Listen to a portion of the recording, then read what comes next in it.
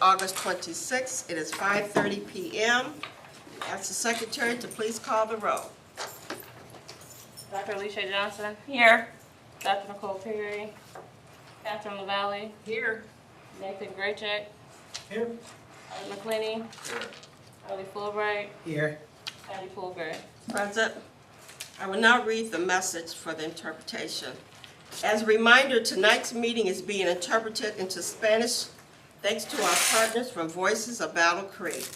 To listen in Spanish, please refer to the description on our YouTube live stream from the link. To our board members and speakers, please remember to speak clearly and not too quickly so that interpreters are able to keep up. Thank you. The chair will now entertain a motion for the approval and agenda consideration, additions and deletions. Madam President, Yes, Trustee Fulbright?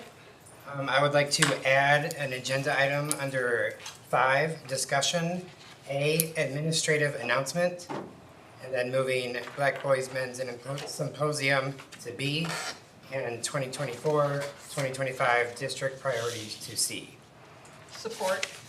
It's been moved by Trustee Fulbright, supported by Trustee LaValle, that we approve the consent agenda items, adding A for consideration amount, administrative announcement by Dr. Carter, B, Boys and Men's Black Symposium, and C, 2024-25 district priorities. Any discussion? Seeing none, all of those in favor signify by saying yes. Yes. All those opposed say no. Motion carried. We'll now go to public comment. The Battle Creek Public Schools Board of Education recognizes the value of public comment on educational issues and the importance of allowing members of the community to express themselves on district matters. We have 2 opportunities on our agenda tonight for public comment. The Board of Education requests you fill out a public participation form with contact information. As you come to the microphone, please state your name. Each statement made by a speaker shall be limited to a 3-minute duration. Each speaker represents a group. The person will be given 5 minutes to speak. Battle Creek Public School Board of Education will listen, take comments and questions under advisement, and not respond at this time. Public commenters will direct all comments to the Board of Education, not to staff or other participants. We have Elizabeth Inslee.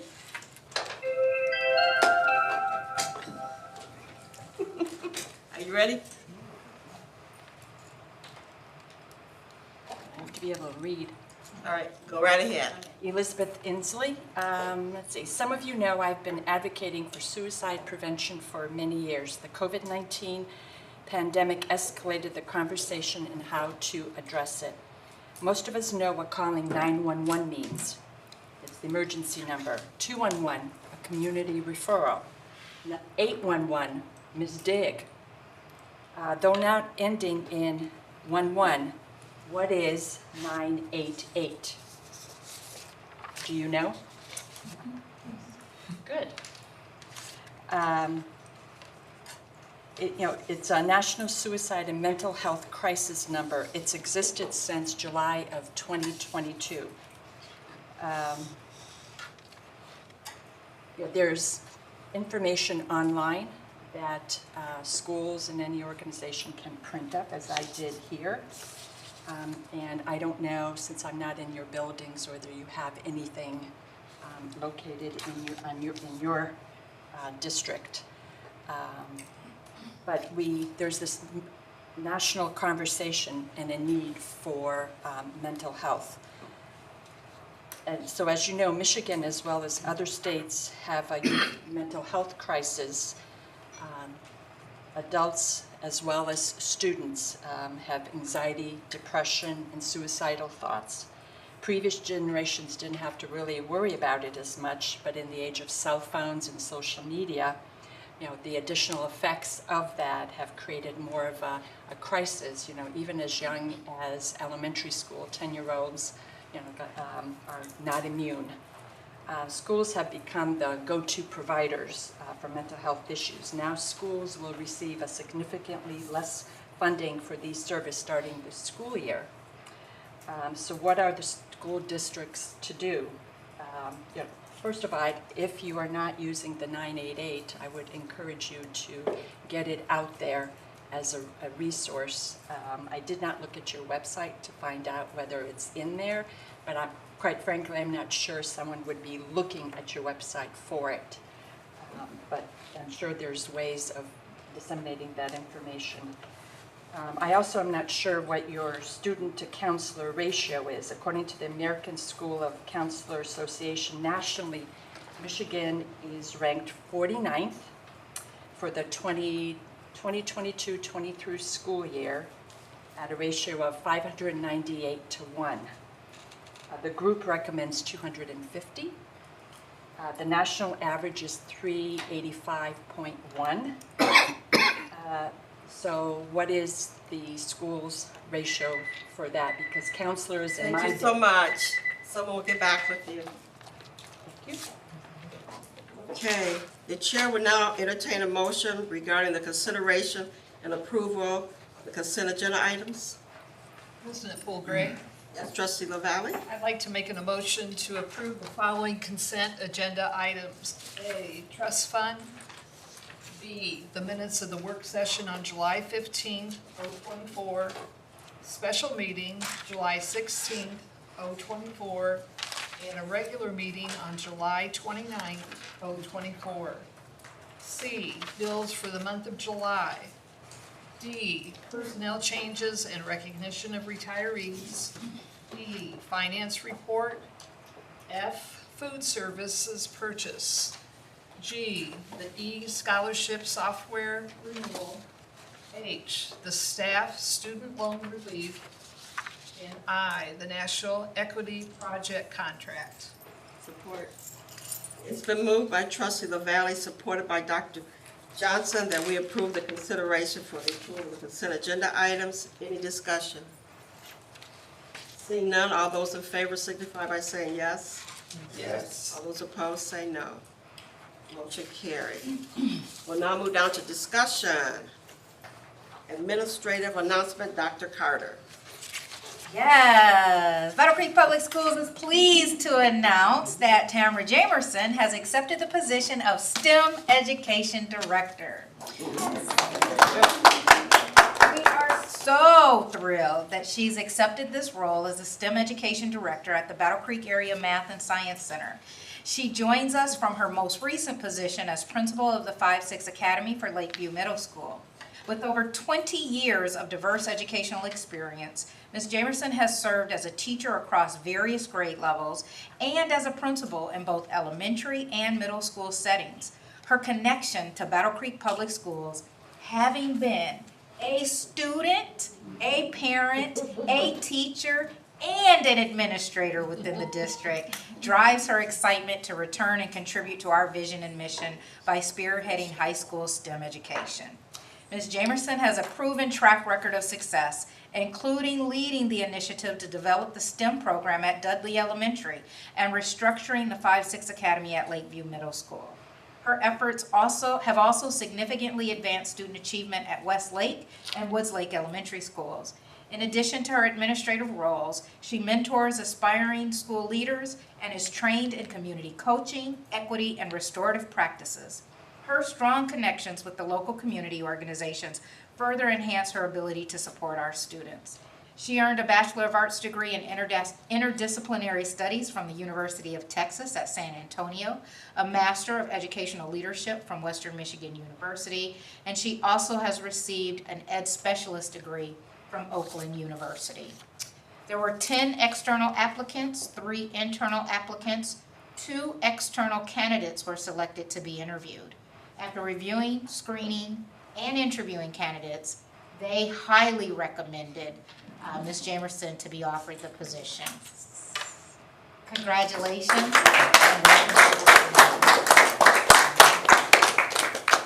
Would you like to say anything? You have to come up to the podium if you don't mind. Turn or whatever. Just that I am like I am so excited to be back. So, Yeah, welcome back, Paradise Country. I've had an opportunity to get in open house, meeting students and parents. Went in today to do dismissal, staff meeting with the team. Was in this weekend and met a group of kids who are working on a project for MIT. So again, I'm very excited to be back, and I'm looking forward to doing some great things at the center. Thank you.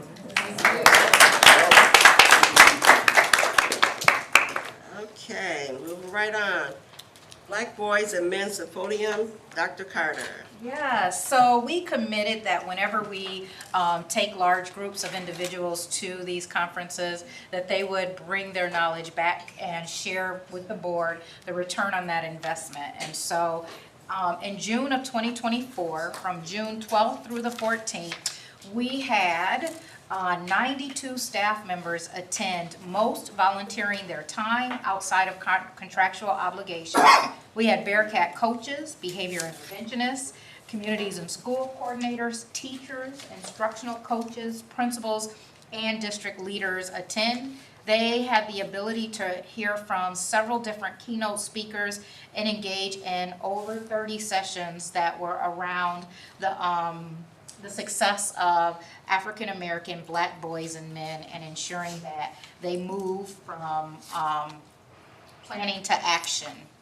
So there were several key takeaways, and the question was, what are we going to do as a result of our learning?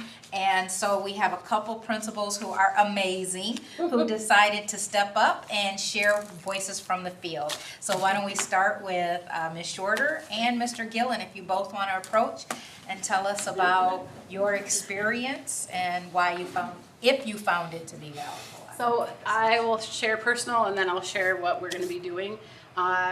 I attended 3 years in a row. The first year, I will say, was very emotional, not because anything was sad or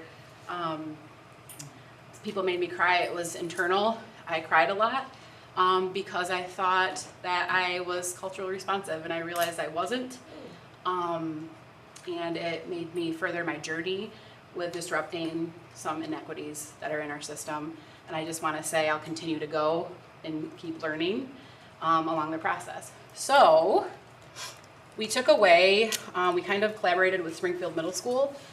Zach Flora, my Dean of Culture and Climate, and I, Mr. Holmes and Mr. Baruso from, say his name right? Baruso from Springfield have decided to do a mentorship program with 4th and 5th graders from Valley View. The focus is on students who score low in belonging and mastery, have poor attendance, but have high levels of generosity. And that's for our middle school boys as mentees, and kind of the same type of scenario for our 4th and 5th grade boys. So the goals of this program are to reduce negative behaviors, decrease the numbers of office discipline referrals, which kind of helps with attendance, out of school suspension by fostering a sense of belonging and mastery in the mentees, improve attendance, encourage regular school attendance by creating a supportive and engaging environment. And the third goal would be to increase classroom engagement. Help students spend more time in class by addressing and underlining causes of absenteeism and disciplinary issues. So the structure would be a mentorship pairing students together. So each Valley View student would be paired with a Springfield Middle School mentor from, they have a program that's called Young Men of Potential. So we're going to utilize that program to pair mentees with them. They will have some regular meetings. The mentors and mentees will meet weekly for guided activities focusing on building relationships, academic support, and character development. Mentoring and feedback progress will be monitored through regular check-ins with teachers and staff. We will do a perception survey, a before and after survey to kind of get a feel if this is working, and from both mentors and the mentees, and see if we need to make adjustments as we go along. So basically the expected outcomes of this mentoring program with collaboration of adults and our middle school boys is this decrease office discipline referrals and out of school suspensions, improve attendance, and enhance a sense of belonging and mastery at school. Right now we are in our planning process, so August and September we're going to kind of plan this out. In September the mentors will get training. We will launch the program in October. We'll do a mid-year review in January, and then we'll evaluate in May. So we're just getting started. Fingers crossed. You have a plan. And for us at Battle Creek Central High School, I think in our debrief, we took a really large cohort of people across multiple roles. And the first most powerful reflection that came out when we did daily debriefs was a lot of the emotional toll that, I don't want to say toll, emotional gift that Principal Shorter spoke of. And what came out the most was people talking about how students that go through immersion programs, like if they're going to speak a foreign language, go to another country, and how quickly you start to pick up culture. They felt like they were finally immersed in a setting that provided a counter narrative. So a lot of teachers kind of shared how in their daily programming, without even thinking about it through media, they're inundated with messages about what does it mean to be Black in America, and then to be in a space that's led by nothing but Black excellence across the board with Black speakers and doctors. It provided a counter narrative to what they're used to seeing, and it really changed their perception. And they were surrounded by going to things like the Sneakers Ball, just Black joy, Black beauty, and it just shifted. Our teachers and our staff were just in awe of it, of getting to look into a world that many of us already know exists, but maybe they haven't peeked behind that curtain. And it really transformed what they see as possible now for our babies. So that part, you can't recreate PD, right? You can't do that on a Friday morning PD session, but to go do a full immersion program to change the perception, I think does so much to change the hearts and mindsets. But then for us on the tangible items on what we're bringing back, Principal McClenny has dedicated time to doing munches with McClenny. So she's doing monthly lunches with her Black boys, targeting students who are situated furthest from success in her academy. And she's also doing monthly empathy interviews to really understand the experience of our young Black boys within our school, and using that data to help shift mindsets and practices within our building. Principal Ford, as a result of that, has also launched a Black boys board within the Freshman Academy that meets with him bi-weekly. He's already recruited within the Freshman Academy. He's already recruited some of our top performing African American male students, 3 of which go to Principal Jamerson, Director Jamerson's school, and then some who are coming to us with some behavior, Tier 2 and Tier 3 behavior support plans, really trying to understand what's that gap and how do we support all of our babies. And on the third, and on my side, this is our 4th year going to our Men of Potential program. What we're taking back from the Black Boys and Men Symposium is Dr. Van Zee out of Albion College spearheaded an initiative to put together a Black Boys Mentorship Handbook that's really anchored in research and best practice on how do you actually mentor and guide the development of young Black boys. And a group of us, Principal Ford, myself, Eric Vaughn, and Paul Sharp. Paul Sharp partners with Springfield Middle School through the Boys and Girls Club. Spent a lot of time this summer unpacking that book and putting it into an 8-session framework that we're going to leverage over the course of semester 1 with small groups to really see if we can systematize a mentorship program. So that's what we're bringing back. And it's just going to grow. Sounds fantastic. But I really wanted to invite to that sneaker ball. That'd be my highlight. I'm excited about that. For the record, I don't really like shoes, so I went shoeless.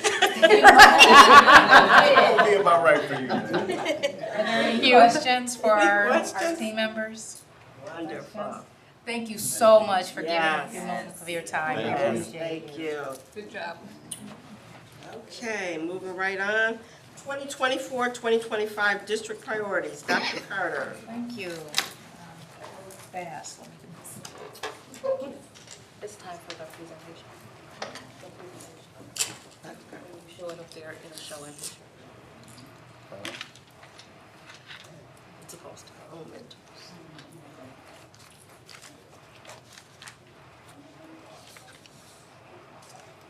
All right. So we have determined that this is the year of results. Not that any other year wasn't, but that we absolutely have to double down on making sure that we have not just inputs, but also impact, right?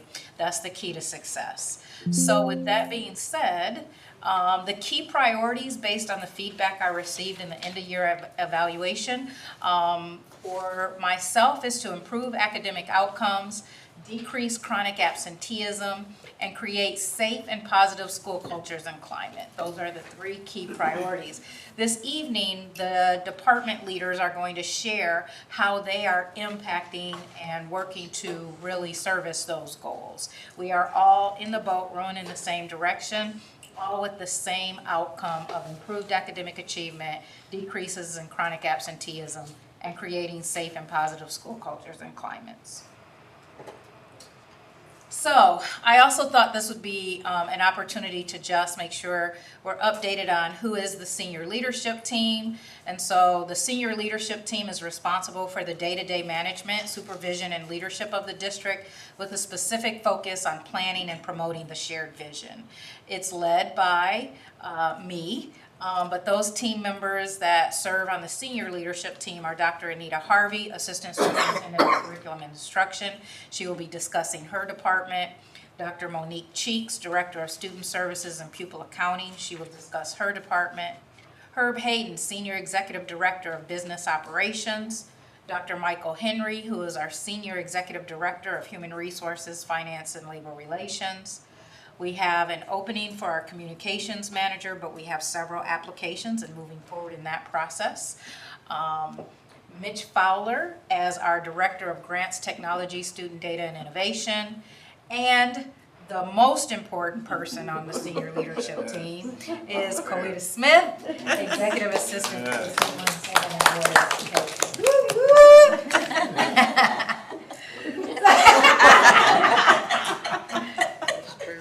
It is true.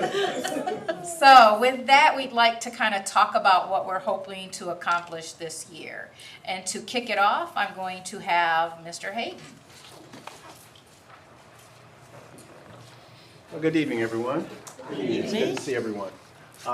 As Dr. Carter said, for me and the hallmark of my leadership has always been making sure that your facilities are inviting.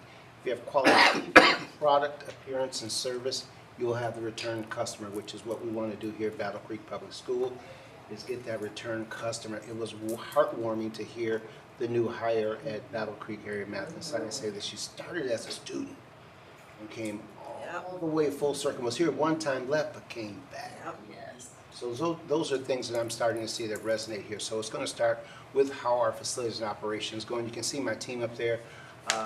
Right now, I just need everybody to give Josh Bowman a round of applause. He's not here, but I'm not feeling it. Right now, he's working it out, and he's making things happen. So he's truly an integral part. And of course, you can see the rest of my team there at Serial City Science. And again, they're also helping me make the goals there at Serial City Science. Only one we're missing up there, I do believe, is Outdoor Education Center, which is Blake Tenney and his team, but they're looking to turn things around there as well. All right. As you see, the 3 goals that we're going to hit this year are pretty succinct, because if we look to maintain and keep our facilities well maintained, 75% of the teachers surveyed will strongly agree that the facilities are well maintained. We instituted a survey, a cleanliness survey, which again, we took the good, the bad, and everything, and we want it all in that gumbo. We want to hear it all, so we know what we're doing well, what we're not doing well, so we can go ahead and hit those. So we want 75% of teachers to strongly agree that our facilities are well maintained. We want 75% of teacher surveys, again, agree that the facilities response are made in a timely manner. Now, the caveat is that today, when you have a heat index of 95, a temperature of 95 degrees with a heat index over some, the majority of our buildings have central air. We had this discussion, but there's some units that don't work. So there are going to be some that people are going to call, I don't have this. But that goes at applause to Josh, because he made sure that everyone in there is working on. We're having a challenge at NJ. We just sent the communique over that they were over there this evening, making sure that those will be on, because as I'm new to the district, I also understand that sometimes the teachers can file grievances. And they can let us know that certain things are not what it was. So we do want to make sure that we are considerate and make sure all that happens. So that's maintaining and well-maintained facilities. Increase of profitability in OEC and Serial City Science. We all know how Serial City Science supports Battle Creek Area Math and Science. We've had a change. We haven't had a really positive boost, I want to say, since before COVID. We had a $4 million year, but that changed. So we're looking to put some changes in the with Serial City Science, how we're delivering. We have a great addition to our team, Ms. Victoria Ash, who's going to be our curriculum writer. So we're looking to make some changes, just some subtle changes, again, because we realize our product is dense. We need to figure, as we've heard from our customers, we need to make some changes in how we deliver our Serial City Science products. So we're looking to do that in that Serial City Science. As well as OEC. We talked about what we did. If you get a chance, see Winca. We're also looking to market that space for bands and football camps. So we can also have those revenues come in and help out what happens here at the camp. And again, I think I shared with you with OEC, I want to come in like Jimmy Stewart at the end of it, of It's a Wonderful Life, and have $2 left. I want to be about $5 above revenue. Yes, yeah. Yes, and then that way that will show that we are in the right direction for that. So we want to work on those. And improving safety and security. 100% of school facilities will have a safety and emergency response. I'm about 75% with it. 75% done. We're making sure that every building will have their own individual. And thanks to the connection with the chief and the sheriff, we're making sure that all of the law enforcement emergency managers will be on board, as well as the school leaders. They've told me, well, this is where we want to go. This is what we want to do. So we're using board policy as well as listening to the leaders and having them tell us where do they want to go, where do they want to secure the children. Truly, the last thing I'll say about this community, it's wonderful because we have 5 of our facilities that will go to faith-based organizations. And I've asked the MOU go to them and say, when something happens, can we go to your facility? And all 5 of them have responded and will just give us a key and a code. So no matter when we need to get in there, we will just be able to take our babies, walk them over to the space, get them in there and secure them. Then it also gives them a secure space so they can be away from the media, everything else, while law enforcement does whatever they need to do. So this is truly a wonderful opportunity here, and I truly appreciate being here. Thank you for giving me the opportunity. Any questions? It's a compliment to know that at Ann J. Kellogg, we have a double shift working after school hours, and that's just amazing. And I just applaud that extra effort to work that double shift to get the project done. Yes, yes, and there's some, yes, I'll just say thank you.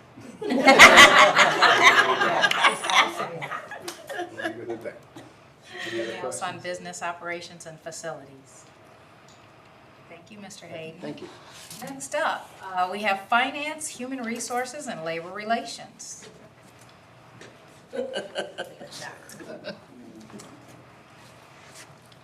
good evening, board. Good evening. Relative to finance, human resources, and labor relations, I have an awesome team. We are fully manned in these 2 departments, which is serves as business services. I serve as the senior executive director of HR, finance, and labor relations, and we have a dynamic leadership team in the persons of Robin Byer. She is our human resource manager, along with Brenda DeMont is our director of finance, along with Alexis Small is our talent acquisition manager, and we hired a business manager, Corey Green. And our team that works with us is Dorian Mann, human resources coordinator, Heather Bartson is a human resource specialist, Ophelia Rangel is our accounts payable coordinator, and Ms. Courtney serves as our payroll coordinator. And so we have 3 goals that we want to talk to you about tonight relative to the work that we are doing in this particular department. Goal number 1, in an effort to support student achievement, the finance and HR department will develop and implement ongoing systemic HR support structures for leaders. So you may ask the question, well, how are you going to measure that? Well, I'm so glad you asked. 100% of school leaders surveyed will report improved performance management skills. And how we're going to do that is that providing that layer of support. I am a firm believer that we are here. If we didn't have those students in those schools and we didn't have those teachers and administrators in those classrooms, they would have no need for us. And our job is to really provide that level of support and have that ongoing communication, and also making sure that we are responsive. I have been an elementary, middle, and high school principal, and I know what it feels like to be left out on the island by yourself. And when you call the district office, if you're able to get someone in the district office, you have to almost tackle someone. I've been in districts where you have to tackle someone to get some help. And so I always said, once I got to, people call the district office the ivory tower. And the like, whenever we are working with those schools, we stop what we're doing, we are responsive. They shouldn't have to go to the next day to wait to hear from us. We have to be just that responsive, because Dr. Henry knows what it feels like to be left out there on the island by yourself. And so when we've received providing that high level of customer service, principals are going to say, when HR, when I call HR is responsive. When I call finance is responsive. So when you embed that into the culture, when you embed that in the way of work, I call it working on the work. When you embed that, you know the results is going to come out in this regard, because you're putting that work in. In addition, 90% of those leaders will survey that they have the information that they need to do their job well. And so that is our goal, that's our focus, and that is the outcome that we are expecting at the end of the year. Goal number 2, attract and retain highly qualified and diverse candidates along with supporting their professional growth. That is goal number 2, and how we're going to measure that is we will increase the number of experienced teachers by 10%. We have an aggressive and robust recruitment plan relative to all of our vacancies and how we're really beginning to attack filling those vacancies, whether that's through international teachers or just really enhancing our robust efforts that we already have in place. We will increase the ethnic diversity of our teachers by 5%. That is one of our goals. 100% of new staff will report they are appropriately onboarded, and putting those systems and structures in place to ensure that that is occurring. We will experience a 5% decrease in our annual turnover rate in an effort to ensure that we're providing that high level of support to teachers. Research purports that teachers leave in their first 3 years because they feel like they have not been supported by administration and the like. So we're keen to that, and we're sensitive to that dynamic in an effort to provide that high layer of support. And 100% of our teachers employed after August 1st will be CPR and first aid trained. That is a requirement coming from the Department of Education. Goal number 3, to ensure the sustainable and effective use of fiscal resources in the district. So looking at it through the fiscal lens, how we're going to measure that particular goal, 100% of our cost center leaders will report they have access to accurate and timely financial information, ensuring that they have what they need to have to function appropriately from a fiscal standpoint. And 100% of district leaders will demonstrate an understanding of zero-based budgeting process. And so with this, I thank you for our presentation. Questions? For this, I thank you. Thank you. Next up, student services and pupil accounting.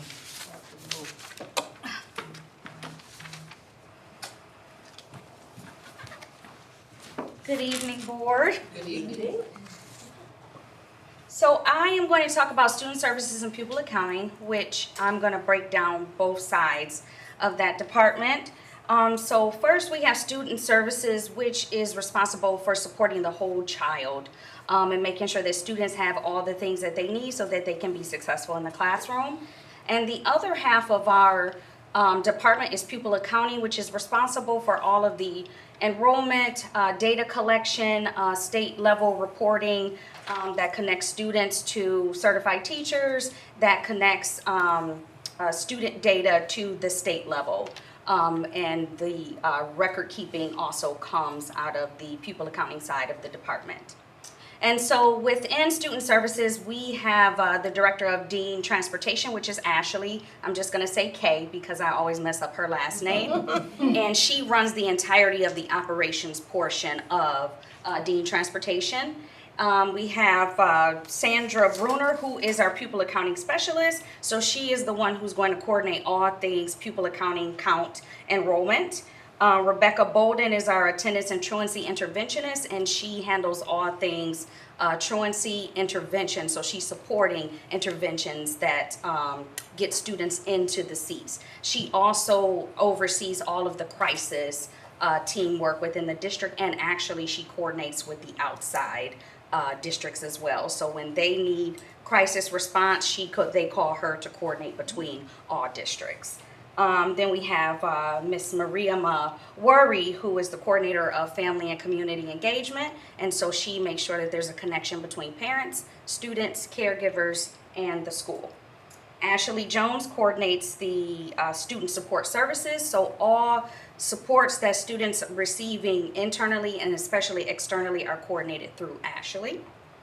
Brandon is our district interventionist and counselor, so he really takes a hold of our students who are situated furthest from success, who need some supports and maybe aren't unable to get them in the community, and he either connects them or he actually counsels those students or provides the therapy for those students in-house. Sam Campbell is our resilience coach, and he is responsible for coaching mainly support staff, but also some instructional staff, some administrators, some community partners, so that they can also be situated to support our students. Sarah Garrett is the department's administrative assistant, and she also coordinates all student records for the entire school district as well. And then we have Officer DeAndre Perry, who is our school resource officer, who is positioned at Battle Creek Central, but supports the district in its entirety for safety and wellness for students. So our department goals, we have 5 of them. The first one is to increase the general fund revenue through accuracy and reporting. And so in order to do that, we have a goal to maintain 95% of FTE at each audit.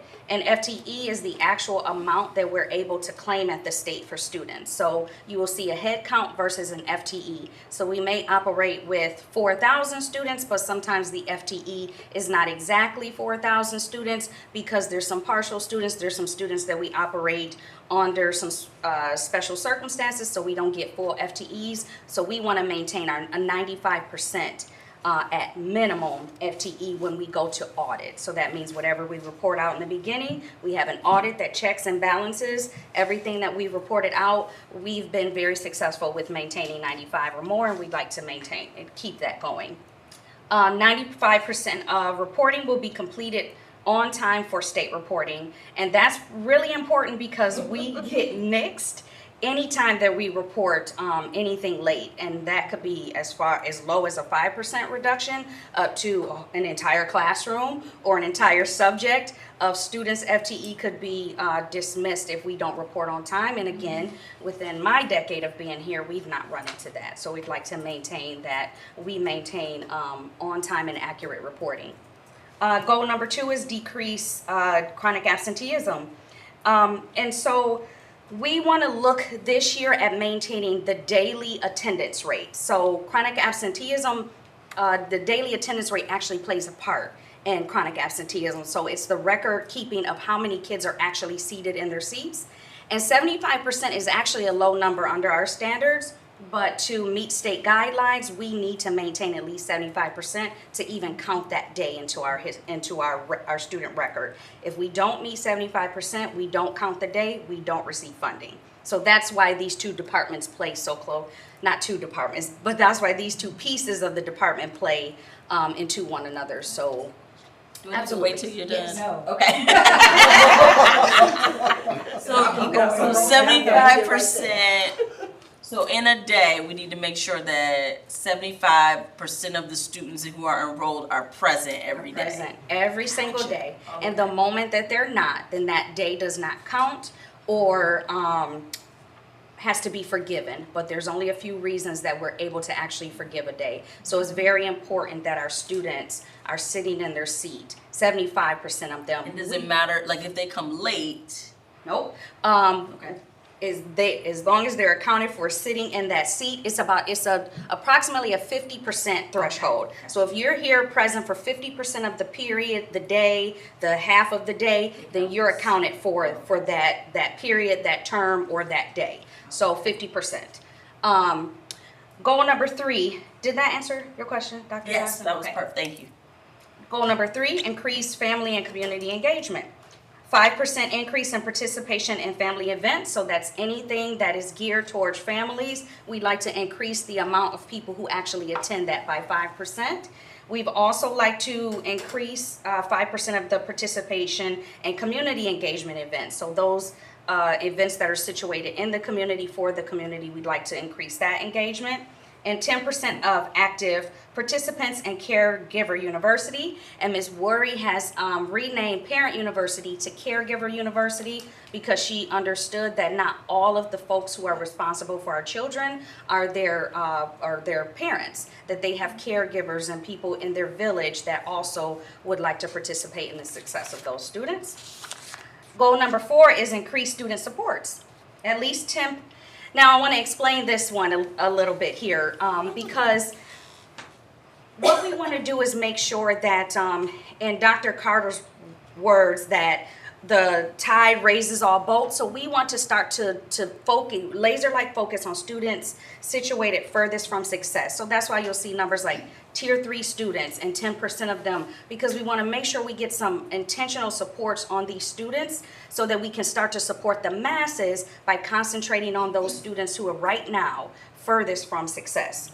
So at least 10% of our Tier 3 students will receive Bearcat Health Support. Bearcat Health Support is the community group that Dr. Carter helped us start so that we could have people, the big wigs in the community, support students at the table there. 90% of students identified as homeless will receive a coordinated support and resource. 2% of Tier 2 students, approximately 40 students, will receive a central office mentor. And the reason why that number is the way it is, it may seem low, but that is based on the actual adults who are able to support that. So there are approximately 40 adults, and each of them will receive at least one child. 25% of Tier 3 and 10% of Tier 2 students will receive at least one home visit from the district level.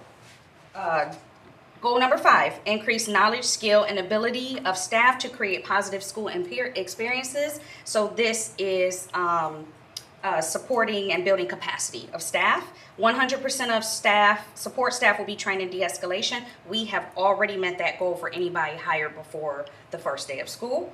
100% of staff will receive active shooter training. Again, we've already met that goal for everybody who was hired before the first day of school.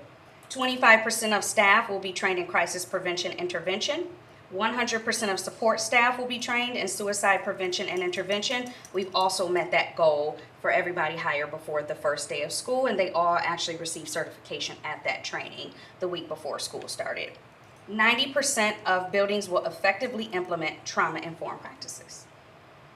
Sorry, I get really on a roll. It's all right.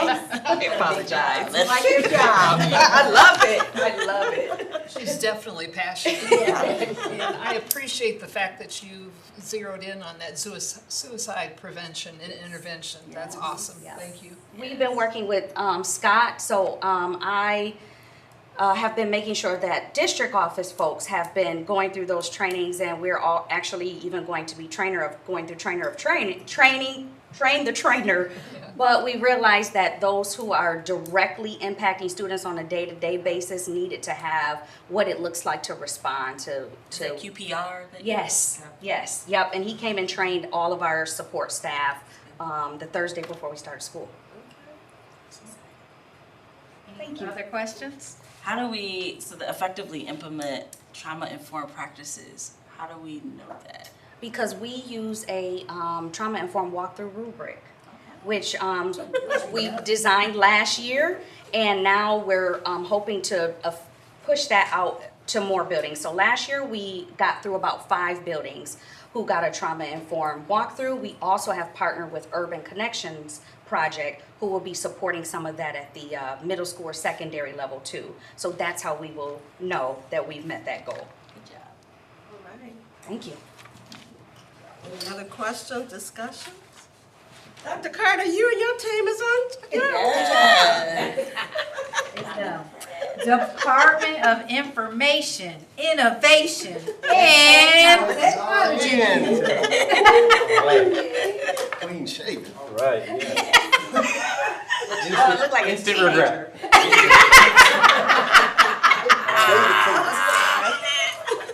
All right, who is Jimmy Stewart? I know. He's too young. I do know. Baby face. All right, good evening, everybody. Good evening. So I come to you with a new face and kind of a new flavor on what I've been up to in the district in the past. So we've combined the grants team with Department of Innovation and Technology to form this new group.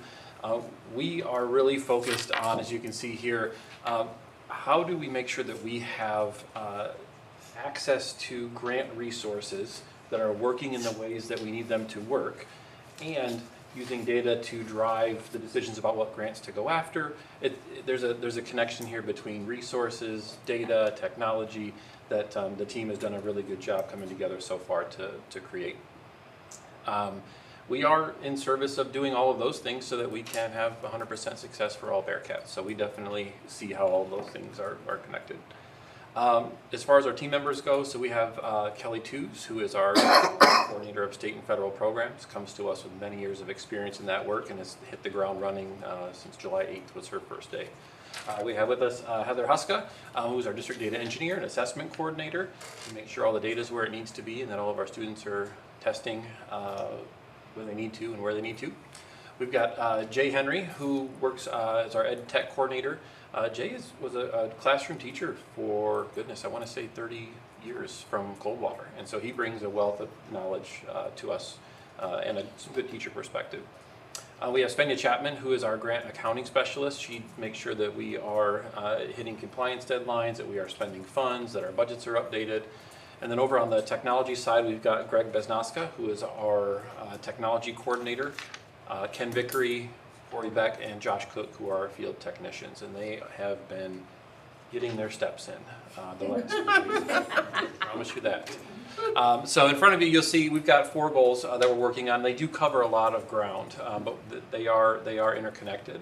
The first of those is to make sure that we are acquiring and utilizing all grant funds. We are compliant and that we're meeting report requirements. And you see some of our key performance indicators there. We want to make sure that we are hitting compliance deadlines on time and without error. And we want to make sure that we are expending at least 90% of those funds. And in fact, I'm working on a project right now for Dr. Carter, creating a dashboard for grants that we can very quickly at a look, get an idea of how much has been funded, how much has been encumbered, all of those fun things. Over in the second bucket, we want to make sure that we are using data to drive decision making. And so we know that a big part of that is making sure that data gets into the hands of people on time and accurately so they can make those decisions. And we want to see a large portion of our central office and building administrators using data to make decisions. Third, so taking a look here at the ed tech part, we want to pick, we want to select and implement tools that help teachers uncover that curriculum and to meet students where they are. And so we have a model called the SAMR model that stands for substitution, augmentation, modification, and response. Thank you. I know. And so that the idea here is that we give you technology, but we also want to make sure that you're not just digitizing what you did without technology. So how do we go from substituting to augmenting, and from augmenting to modification? And so we've got a tool that we use. Dr. Johnson, to your question, how do we track that? So we have, kind of like Dr. Cheeks, we have an implementation rubric that we use when we go through classrooms, and we can see where are they on that path.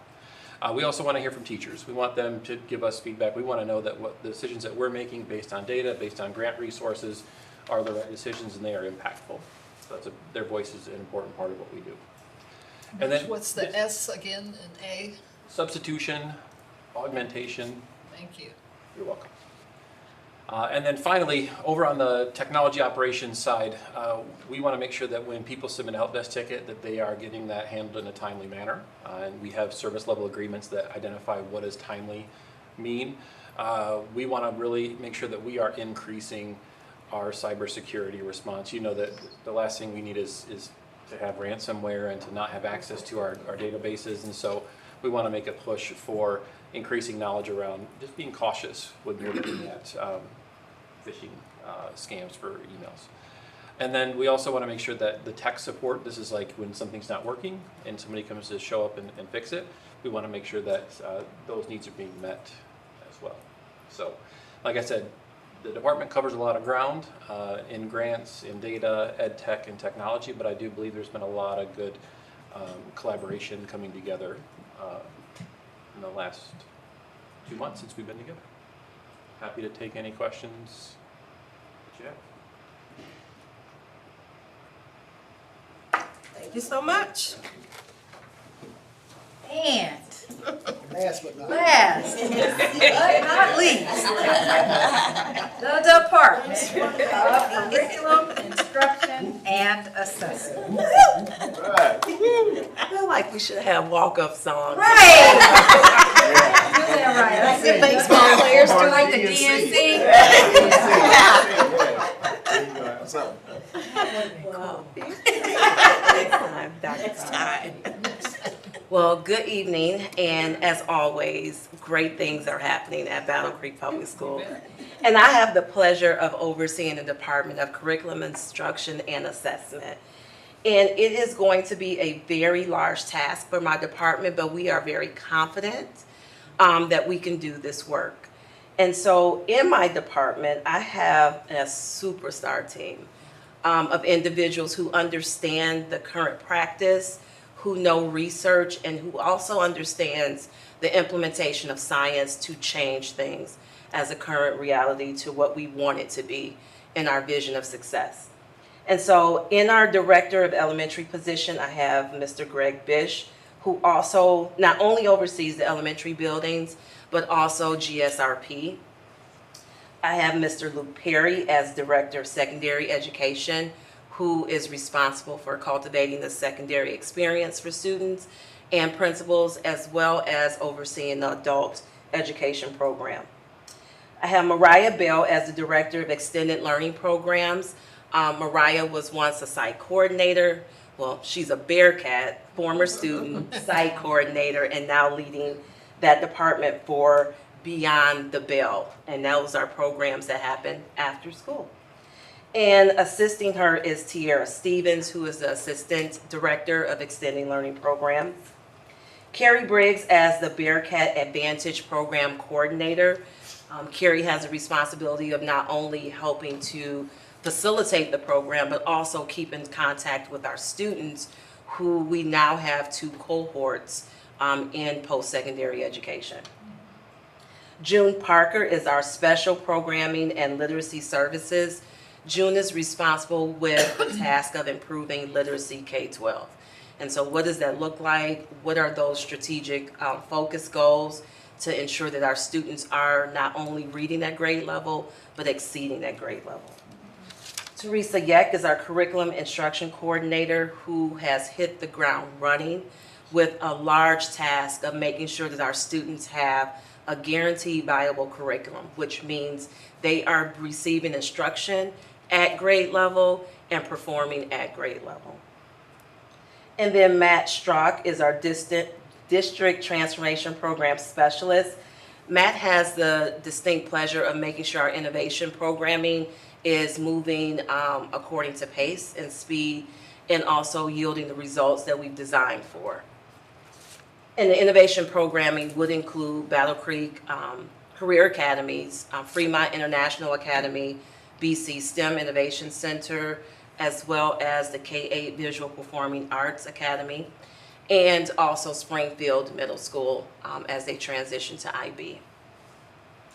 Nicole Thompson is our TLS specialist. Nicole helps us organize all of these projects and make sure that our teachers benefit from the TTI. I was just trying to think of the real name instead of the acronym. Transforming Teacher Institute program, and also supporting any work with professional learning and development. What's TLS? TTI. Teaching Learning Services. Yes. And then Lisa Gardner is our ML coordinator, which is different from EL because now it is known as multi-language services instead of the old acronym of EL. And so with that department, we are responsible for creating the conditions for students to learn at high levels so that they can benefit from a quality instructional curriculum so that students are learning. And with that being said, we have 3 big goals. And they center around. Sorry, I'm having heat warning stuff coming across my. It's hot in here. I'm sorry, where am I going? Number Go 1. back 3 or go forward. The 3 big goals for a Sorry, it's over curriculum. here, now my heart. Where am I going? There we go. And so with the 3 big goals, we have to increase proficiency in reading, double-digit increase in that area. And honestly, I subscribe to the go big or go home. And so we are shooting for 70%. And that is a huge undertaking. In some instances, people think it's unrealistic, but I do not. Because I understand change management, I understand what tight managed situations will give you, and if we're clear on the necessary steps that are needed for achievement, I certainly think we can achieve this goal. The other goal is increased proficiency in math, and so we also will look to do this by way of demonstrating evidence increasing MAP scores in WEA, which we take 3 times a year, but also to increase our M-STEP scores, which is the state test. And I know oftentimes we don't speak very clearly or about the state test because it is a moving target, yet it's a target that we need to hit. And then our final goal is to increase the capacity of teachers and leaders across our district with teaching and learning at the appropriate instructional or effective instruction across all schools. And so what we're looking to do is make sure our teachers are able to teach on grade level. And what that means is sometimes when you think a student or you have evidence that a student is not performing at grade level, you tend to bring the instruction level down. And what we're challenging people to do this year is to raise the expectation and to raise the standard. One of the things I tell my team is just because a student cannot read at grade level yet, doesn't mean they can't think at grade level. And so there are other avenues to get to that grade level implementation and standards just because they're not able to read without the scaffold yet. So those are our goals. They are huge, yet I think, I believe that my team is positioned well to design the necessary conditions to reach each one. Any questions for Dr. Harvey? Turned down for what? That's her theme song. She has an eye way. She can dance that. All right.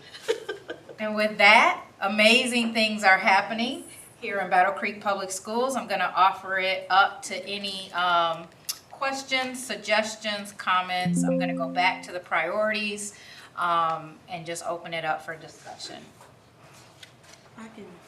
I would just say this feels like the right priorities, and I just want to say you guys did a phenomenal job. Very good. I'm excited and I'm proud and you just did a phenomenal job, and I love how we're raising the bar. And it doesn't mean that expectation is healthy, right? Oh, yes. And so we at least start there, right? Like that's important. So I feel good. I feel good, not just as a board member, but also as a parent.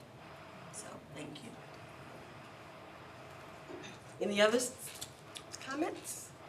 I like it. It's aggressive yet compassionate, and they're really believing, or the whole staff is believing in our kids. They can succeed.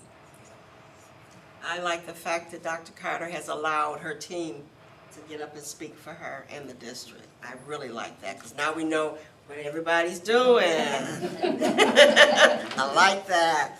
Okay, any other comments? Thank you.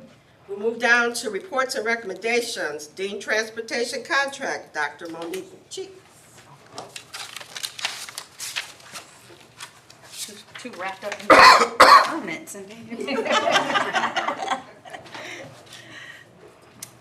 Okay. This year is a contract extension proposal year for our contract with the Dean Transportation. We have worked with them for approximately a little over a decade, providing our student school bus transportation, which also includes special education, general education, field trips, and athletics. We're asking for a 5-year contract extension to take us to approximately 15 years of service with Dean Transport. Is that me? Am I doing that? Oh, sorry. That's okay. That's me. You're fine. And so Dean Transportation operates all of our fleet, so they own 100% of the fleet now. Before our last contract, we still had ownership of some of our fleet. Now they have 100% ownership of all fleet. They are responsible for the maintenance of that. They're responsible for dispatching, routing, they operate with their own director over there, so that is, they have a full service that they're offering to our school district. So what I'm asking for tonight is an up to amount of approximately $3.2 million for that contract. And it is an up to amount because it is based on actual service. So it's contracted by route, by per diem, and by days that they actually service us or do not service us. So if there's no school, there's no transportation. Any questions? Yes. I've been thinking throughout the day, trying to make sure I word this correctly. That it's a big issue. So we all know there's a lot of busing stuff. Every year, especially in the year, there's always busing stuff. And I recognize a lot of that's just normal, right? Things have to happen. I'm guessing by your recommendation that this is something that the district, you understand that this is like, it would happen to anyone in the situation. But I guess just so, people watching can better understand, like, in your estimation, how much this is like a dean problem, or is it just like, this is just a problem anyone would be handling this right now? Okay, I think I see where you're You see what going, I'm and if I'm going the wrong direction, just stop me. So we have experienced a shortage in transportation drivers. Because we all hear yeah. hear it from community all the time, so I just want to make sure it's addressed a little bit. Yep, and so what they've done differently, starting even last year, at the beginning of last school year, was to really hit the ground running with trying to get more drivers than what's actually needed, because there's high turnover there. And Ashley with Dean has realized that, so she's consistently hiring for that role and training for that role. She's got sub-drivers, so if she does lose a driver, then she's able to circulate another driver back into the routes that we are losing there. And so what she's also done is made sure that this year, if there are students on a waiting list, as soon as those lists come out, reviewing each of the students that are on those lists, comparison to what the schools actually have as students who want to ride the school bus, so that we can start moving kids off of waiting lists and things like that. So the kids who, the idea goal this year, and we ended last year with no waiting lists, we would like to continue. Kids who are eligible for a bus are able to actually get on a bus. So we're waiting through those lists early in the year now, instead of waiting until 2 months in. And kids, there are 4 or 5 kids on a waiting list when those 4 or 5 kids are no longer riding the bus. So she's doing some proactive and preventative things to make sure that you don't have students isolated without transportation that are actually eligible and needing that transportation. Did that answer what you were? Can I add to that, because I think I know where you're going with this, is and to simply stated that our relationship with Dean positions us much better than it would if we we didn't have them. And an example of that is that we were one of the only districts that didn't have to cancel busing every day. Parents had to wait and decide whether or not they were going to have a bus the next day. We didn't do that. We had consistency in our transportation because we had a company that was able to coordinate that on our behalf. We did not have a bunch of canceled routes. We did have some transportation issues with athletics, but there were many school districts that couldn't even get students to school during the day. We were able to mitigate that because of our relationship with Dean. So I think to your point, yes, there are challenges, but we are much better off with this contract than we absolutely would be if we didn't have this partnership. Thank you for that, Dr. Thank you. I just want to make sure the narrative's out there, like the concerns have been heard, like they're actively working on it. I know, I'll say I've heard less this year for the first week or so than I've heard in other years for sure. I remember this time last year I was getting a lot of that. So. Not perfect. Not perfect. Because the No. shortage definitely has Right. impacted everybody, but yes. I'm hearing from you that concerns have been heard, proactively worked on. I just want to make sure that's out there, like that's, the narrative's out there for sure. Thank you. Any other And comments? that's a sense of caring. Would you know how many runs we have going? Or what is our need for runs? We have 21 routes going right now. 19 of those are general education and 3 of those are special education routes. Okay, thank you. Well, the routes, does that include, because we have Swansea Northwestern closed, or will our routes increase next year when they open back up? It very well could increase next year if the student population that's going into that school building increases. And the reason why our routes really didn't decrease as much this school year is because we still had the same amount of students that needed to be serviced. Even though the building itself was closed, the same amount of students still needed to be transported to schools. So if the route increase, if we lock in this contract, that's the amount, period. That's the this is the up to amount that and so we've, over the 5 years, processed through with Brenda what it would look like if we do go up and down en route. So the up is probably gonna max out where we have the up to amount, but the lower of the years, depending on student population, could still fall well below there. Any other questions, comments? Thank you, Dr. Thank G. you. Okay, moving down to public comment. Do we have any public comment? No, ma'am. Okay, thank you. All right, new business. Okay. The chair will now entertain a motion to approve the contract for Dean Transportation.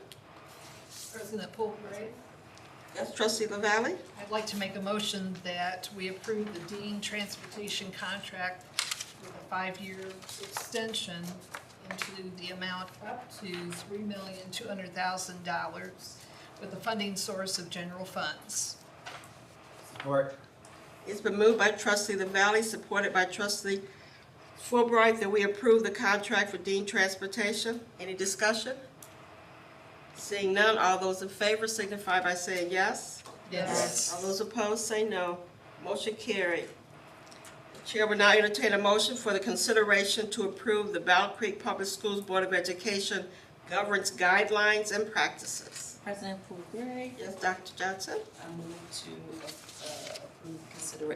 move to approve the Board of Education governance guidelines and practices. Support. It's been moved by Dr. Johnson, supported by Trustee LaValle, that we approve the Battle Creek Public Schools Board of Education governance and guidelines and practices. Any discussion? Seeing none, all those in favor say yes. Yes. All those opposed say no. Motion carried. Chair will now entertain a motion to approve the consideration for the 2024-2025 superintendent priorities. President Poole-Gray, Yes, Dr. Johnson? I'd like to move to approve the 2024-2025 superintendent priorities. Support. It's been moved by Dr. Johnson, supported by Trustee Fulbright, that we approve the consideration for 2024-2025 superintendent priorities. Any discussion? I would just make a comment. It is so nice to have this in our hands in the month month of August. That is just awesome to have that plan ready to go.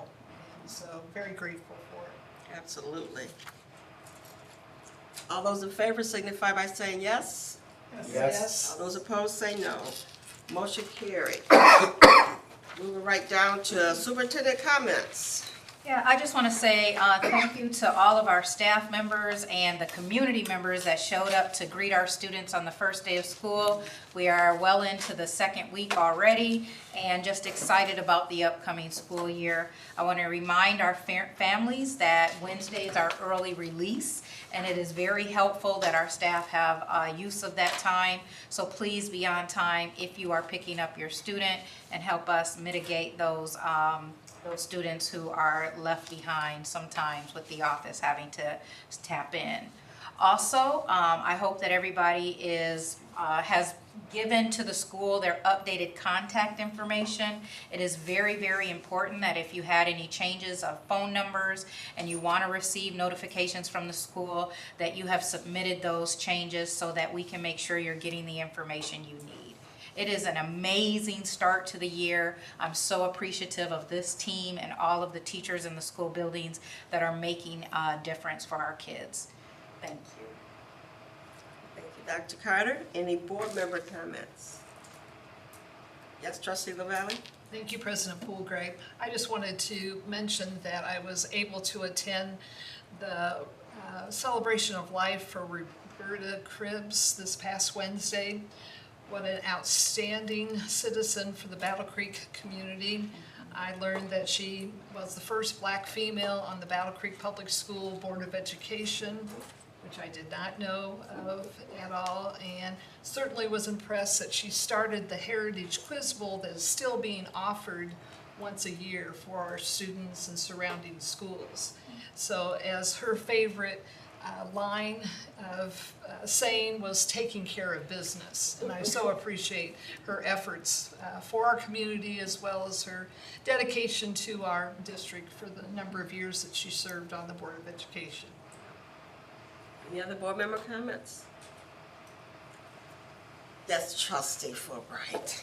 So I had the privilege of, for the first time ever, attend opening day for the district. And I just want to give a shout out to the cheerleaders because they were amazing. It was such a great pump up for the new year. So they were great, and I look forward to it next year. Yeah, you do. Any other board member comments? If not, this meeting's adjourned. He's shady.